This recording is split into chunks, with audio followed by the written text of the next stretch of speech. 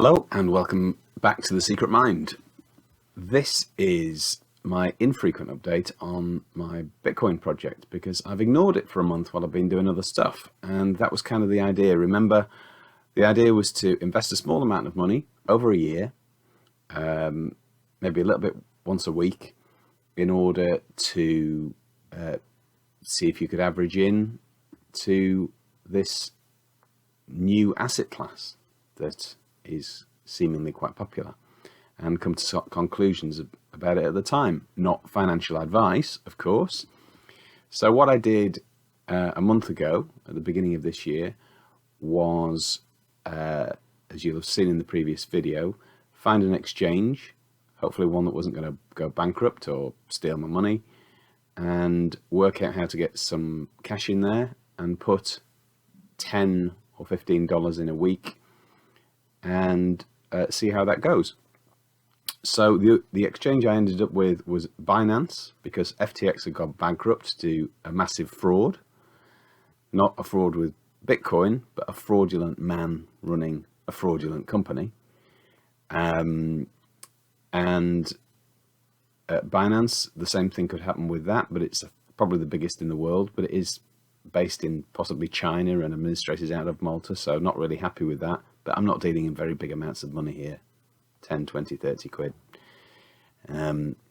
It's something to think about by not leaving any of your stuff on these exchanges, but you do need them to buy the crypto. Now, the problem we had last time was it was hard to get the money on because my bank stopped me from sending it, which is extraordinary. If I go into the bookies and bet on the horses, that's going to lose my money. They don't stop me doing for that. In fact, they seem to positively encourage it so that they get the revenue from gambling. They certainly don't do very much to stop it.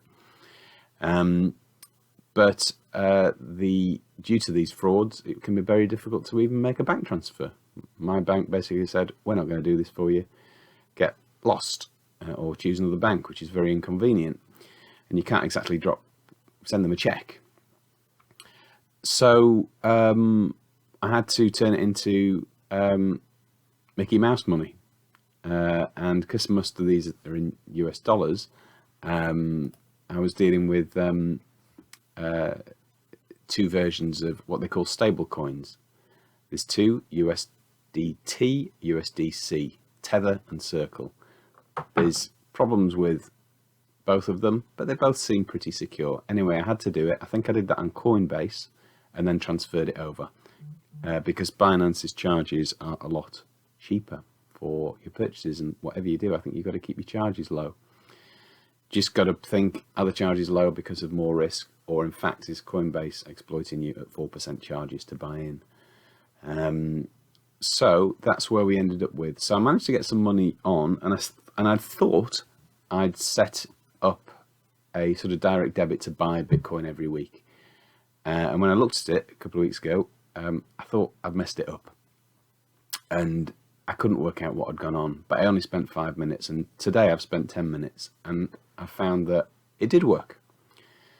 And this is what I learned.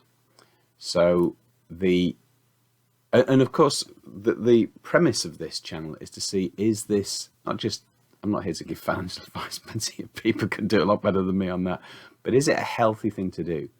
If you have something that is outside the system, that is protected from manipulation to some extent, or maybe a different type of manipulation, but whose value has increased over the last 10 years and is the world's best performing asset, isn't that something we should all have a piece of?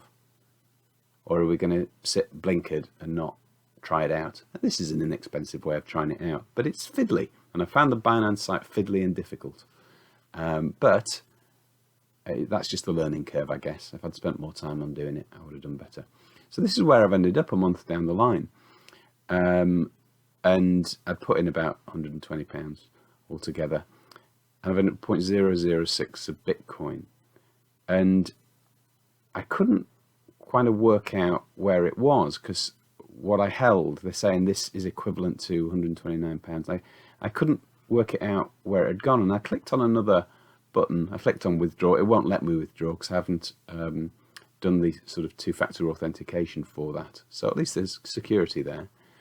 But obviously, fraudsters are still out there. I'm not saying Binance is a fraud. I hope it's not, but anything could happen. So I found that I had done it, and this is my slide where I'd done it. I'd done what I intended to do. So this is but I'd found it was in this earn thing. So what I'd done was I'd logged onto this auto investing thing to do it, and it had put it into this earn system where you earn interest on it. I think it's only like 1.5%, and if that's 1.5% a year, it's pretty lousy, but it's better than nothing. So they'd split the money, and now you don't need to do this. You can take your money out of it and instantly, apparently, I've learnt on YouTube, and put it back in your balance, or take it off and put it on a piece of paper or on a thumb drive, or send it to another wallet that will protect it from you, so you have control over it. There's a word for it, I just can't think of it at the moment. You have custody of your Bitcoin. Also bear in mind, I'm only dealing with Bitcoin. There's 2,000 cryptocurrencies out there, which could all be scams. I'm not interested in those, but it looks like Bitcoin is not going to be registered in the same way. It's going to be registered as property or an asset, therefore taxed like a house rather than like a share. So I was pleased to see that all these things had gone through. They do it about 6 o'clock in the morning, and this $10 had gone through and had bought me Bitcoin on 4 occasions, on the 6th, the 13th, the 20th, and the 27th of January 2023, and it will do the same tomorrow because I've still got some money in, and that is that. So I can come out of this slide and then go into this one, which was this. This is why I couldn't find the money. I thought, okay, I've only got £70 in fiat. What is fiat? Fiat is the paper money that governments print. It's from the Latin, made, let it be made. So when we talk about Mickey Mouse money maybe being stable coins or Bitcoin, is there anything really more Mickey Mouse than money that government prints? They've certainly been printing it like it is going out of fashion in the last few years. And of course, it is. Digital money is here. And it's going to have a piece of the pie. Maybe a small one, maybe a big one, but probably not nothing, I'm beginning to think. So that's why it might be interesting to do that. Now, this is where the rest of my money that I put in, it was in down here, and it's called the Earn account. It's just been dropped into this interest earning thing because of this auto invest, buy it every week program. I didn't ask for that, but I'm leaving it there. It seems as well to be there as anywhere else. And it looks as though I've got enough for this to happen the next month as well. I can't remember, is it £10 I'm putting in each month? So I think it's about £10 each week, sorry. And that £40 is now worth £59. And that is because this, let me switch to this slide and come, that's because Bitcoin has gone ballistic this month. This is its January thing. At the beginning of January 2023, it was worth $16,690, $16,000. A Bitcoin is now worth $24,000. So that's what, 50% increase. So don't get carried away. There won't be a 50% increase every month, but it's pretty amazing, isn't it? That people feel positive about the economy and about the existence and future of currencies, even in this market, when we're warned about recessions and all this sort of stuff. So look at that again. I mean, 50% increase in a month. Crazy. But that won't be every month. So we're just not bothered about that. We're just going to ride this. We might sit around saying, oh, we should put more money in. No point in that. 50% on 10, 20, 30 pounds isn't very much, is it? So it's not going to change the world. So we're just going in slowly and steadily every week and joining in. So that was my wallet overview. That was why they had these two places where they'd split the money.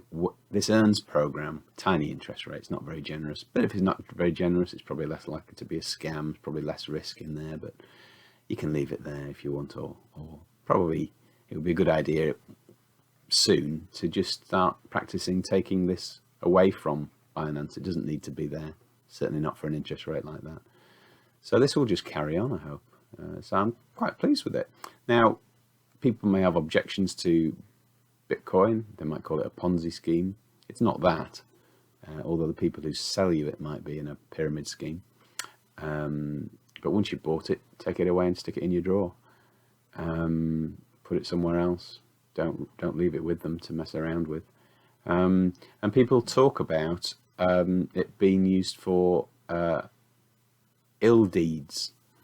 I think the stats say it's used a lot less than cash is used for ill deeds, for poor behaviour, but it's used by kidnappers and, not bank robbers, but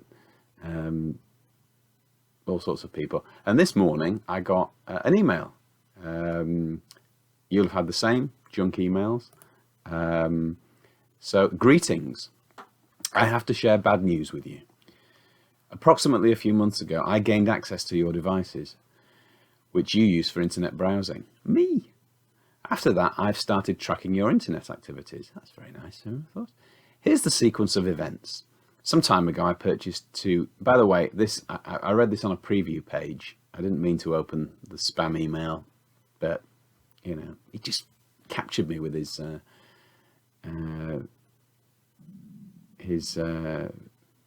charm. Some time ago, I purchased email accounts from hackers, and I've managed to log onto your email account. 1 week later, I've already installed the Cobalt Strike beacon on the operating systems of all the devices you use to access your email. It wasn't hard at all, since you were following the links from your inbox emails. Well, there we go. All ingenious is simple. Wise words, smiley face. This software provides with all access to all your device controllers, your microphone, video camera, and keyboard. I've downloaded all your information, data, photos, videos, documents, files, web browsing history to my servers. I have access to all your messengers, social networks, email, chat history, and contacts list. I think he thinks I'm a lot more socially active than I am. My virus continually refreshes the signatures. It's driver-based, aren't we all? And hence remains invisible for antivirus software. Likewise, I guess by now you understand why I've stayed undetected until this letter. No, I don't really. While gathering information about you, I've discovered that you're a big fan of adult websites. You love visiting porn websites and watching exciting videos while enduring an enormous amount of pleasure. Oh, there you are.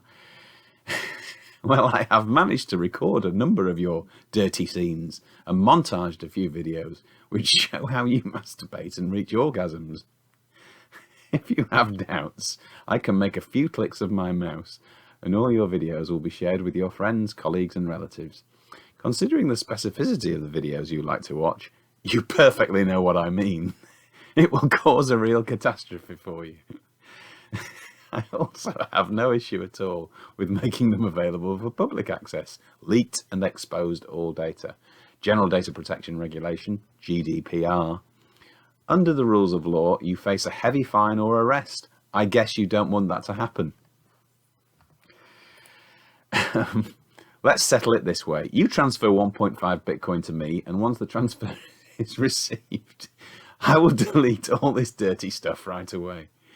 After that, we will forget about each other. I couldn't do that. I couldn't just forget about him after all this effort writing to me. I also promise to deactivate and delete all the harmful software from your devices. Trust me, I keep my word. See, he's a good guy at heart. He's a good guy.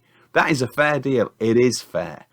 And the price is relatively low. Only 1.5 Bitcoin. What's that? $30,000. By considering 35,000. Considering that I've been checking out your profile and traffic for some time now. I'm glad somebody has. These videos take a lot of work. If you don't know how to purchase and transfer Bitcoin, I'm learning. Give me a chance. You can use any modern search engine. Oh, well, fine. You need to send that amount here, Bitcoin wallet. And that's the address of the Bitcoin wallet. The price is not negotiable. If it just asked for a Bitcoin, I would have happily sent it over. But Bitcoin and a half. You have 5 days in order to make the payment from the moment you open this email. The moment. God, the clock is ticking. So, there are idiots out there, of course. Don't fall for this nonsense, goes without saying. But they usually, they do cause a giggle, and we do need an extra giggle in life every now and again, don't we? My rules. So I'm trying to develop a set of rules. Bitcoin only. There's a whole lot of other dodgy stuff out there that I don't understand, and so I'm not getting involved with that. You can if you want.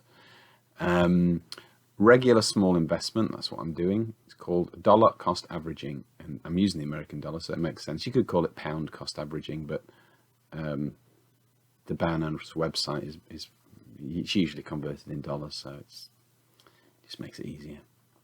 What are the risks of doing this? It might all disappear. So I don't think it will, but the price is volatile and it might go down. Went up 50% this month, might go down 50% next month. I bet it doesn't, but it might do. Counterparty risk is the exchange. There's no counterparty risk with Bitcoin because nobody owns it. Nobody runs it. It's not owned by anybody. I did read the white paper. It was created about 14 years ago. There's a white paper that you can read online of the computer code that describes it. But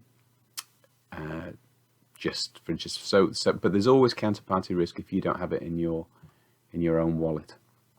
The owner of the wallet may create some risk. So the risk for me at the moment is Binance have it. I don't have it. But then I don't have my savings either. They're in Santander. And, I'm in the north of England where we've had banks go bankrupt. Northern Rock Bank a few years ago, everybody lost all their money. And my dad lost an investment as well. He was in an bank in Iceland. He was doing some banking out there for high savings rates, and a lot of people went with that, lost everything. So we have an opportunity to remove that counterparty risk. That's something that appeals to me, I have to tell you. But of course, if you do that, you might lose it yourself, so be careful. Why are we doing all this? Now, the idea is to ask, is this a healthy thing to do? If you have, this is my thesis. Now, I haven't really started work on it because I'm just trying to get through the basics and I'm trying to do my other hypnotherapy and medical stuff. This is just something to check in with, and we can just periodically look in and see if it's something that any of us will look back in 12 months' time and think, oh, I should have done more of that. Should have listened. Maybe should have had a go myself. Not recommending you do, but this is how I'm doing it. Is it healthy? If you remove poverty, if this is something that allows people to keep more of their money and keep more of their purchasing power, then that has a direct influence on well-being and health. Not just well-being, health conditions like depression, like heart problems, like cognitive problems, a direct thing. So yeah, we don't deal with that in the consultation as doctors usually, but it's worth thinking about, isn't it? Because these are problems you can't solve for people necessarily, apart from bringing them up and talking about them. But that's not solving the practical problem. This is something practically that might be a useful part of the solution for people, which is why it's being used and adopted increasingly in poor countries. Parts of Britain are a poor country. And it's just something to think about. And this is an interesting thing that puts it puts it out there as to why. This is a little picture. You see if you picture these things. So inflation silently robbing you of purchasing power since 1913. So this is the basket of goods. Let's see if I can increase that. Oh, it doesn't increase in size. It just moves it to the left. Here we go.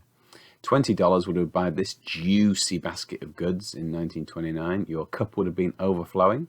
In 1960, 31 years later, your $20 would only have bought you this. 2014, must have taken this from quite an old slide. That's what it looks like there's only maybe a laundry detergent and a pack of donuts in there for your $20 in 2014. Compare what one Bitcoin would have done. In 2012, it would have bought you this amount. Looks like the same picture as that. Famously, I think a Bitcoin when it started, you could buy a pizza for somebody bought a pizza with it. Was that the first transaction or something? A pizza. And this is 2013, 2014. So by 2014, by the end, it will buy you this basket of goods. Nowadays, it will buy you a car. And I've seen other versions of this picture where in 10 years' time they predict a Bitcoin will buy you a house. So it just puts in the image what inflation is. This is what inflation is, the purchasing power of your money disappearing through, I don't know if it's just through governments printing money, but they just keep printing it. And that means it has to reduce in value, doesn't it? So Bitcoin, because of its code, keeps its value, and it grows up with you, as opposed to gets ebbing away. In the UK, we were told our inflation, I think, was 16% this week. So that's a difficult sum to do, but £500 at the beginning of the year is going to be worth about 425 at the end of the year. So this is, I wonder if this is one of the solutions that might keep people's sanity to them. So that's why I'm looking at it. Is it healthy? It'd be healthy if that were true. Is it true? Why not? It's been around for about 14 years. Never been hacked. The scams that you hear are not related to pure Bitcoin. They are related to other people who are coming in. It's going to really attract lots and lots of scamsters. There's going to be new things all the time. But they can't touch your Bitcoin if you do that. My problem with Binance is they could just go bust and it would disappear. So I'm going to have to be careful and visit that in future. But I'm kind of happy with what we've done so far. It worked. It was fiddly. It wasn't that user friendly. But now I've realised what happened. I understand it. I used a YouTube video to help me do that. So I don't think I've been conned yet. I think the treatment has been fair, and it was a bit fiddly not being able to transfer cash in. I had to do it through this stable coin, but okay, this is the future to some extent, possibly. Its impact on health is undecided yet. I'll come up with a thesis as the year goes on. It's not my number one priority. I'm just going to let this tick over and see how that goes. So that's my update. And that's all I have to. We'll check in and see how it goes, and I'll let you know if I learn anything along the way. And be careful with your spam email. Don't open spam emails, just delete them automatically. Don't do what I do, broadcast to the world. Or do. It's up to you. I'm not your advisor. See you tomorrow.